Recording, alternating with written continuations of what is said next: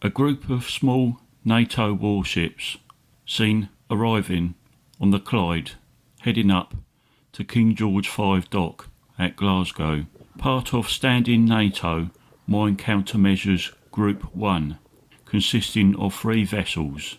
The first vessel to appear here is a Latvian Vidar class coastal minesweeper, command and support ship, flagship of the naval group, built in 1978 for the Norwegian Navy, but was donated to Latvia in 2003, named LVNS Versatis.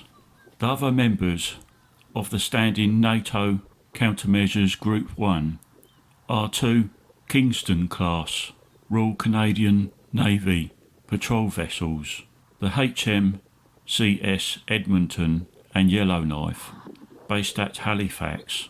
They are currently deployed on Operation Reassurance, operating from July to October 2025 in European waters, advancing NATO's maritime security and mine countermeasure operations. Both vessels are equipped with advanced mine countermeasure capabilities, including Remus 100 autonomous underwater vehicles and Royal Canadian Navy clearance diving teams. Their mission is to focus on detecting and neutralising historic sea mines, ensuring safe navigation and protecting critical undersea infrastructure. HMCS Edmonton is due to be decommissioned in 2027, with sister ship Yellowknife set to be paid off in 2026.